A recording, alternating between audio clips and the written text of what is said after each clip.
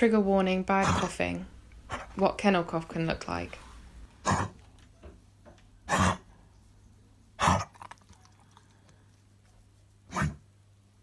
It usually resolves itself in a couple of weeks, but if you think your dog may have it, seek vet diagnosis and advice.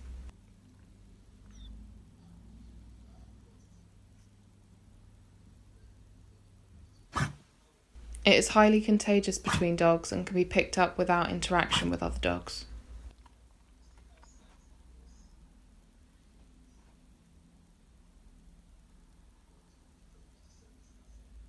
A kennel cough vaccine can help keep it mild, but it doesn't mean they can't get it.